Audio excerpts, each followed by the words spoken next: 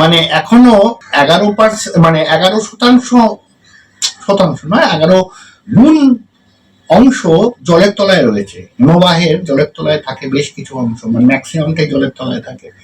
এর ম্যাক্সিমাম টাকাটাই ইউরোপের বিভিন্ন জায়গায় রয়েছে, আমেরিকা। কেন বারবার করে দুবাই যান, বারবার করে থাইল্যান্ড যান, এই সমস্ত জায়গায় টাকা ইনভেস্ট করা আছে। তো বিষয়টা এটাই যে ওনারা যারা মানে বেসিক্যালি জন্মগত চোর বা ক্রাইম মেন্টালিটির লোক, তারা এরকম এক জায়গায় কিন্তু টাকা রাখে না, তারা বিভিন্ন জায়গায় ছড়িয়ে রাখে। হ্যাঁ, আপনি অভিষেককে জন্মগত চোর বললেন?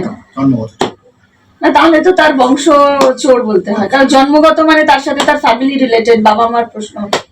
প্রথম কথা, আগে ডিএনএ দিয়ে প্রমাণ করতে হবে অভিষেকের বাবাকে, অভিষেকের মাকে। তো আপনি অনেক বড় প্রশ্ন চিহ্ন আজকে তুলে দিলেন। অভিষেকের বাবা মা, অরিজিনাল বাবা মাকে এটা প্রমাণ করতে হবে।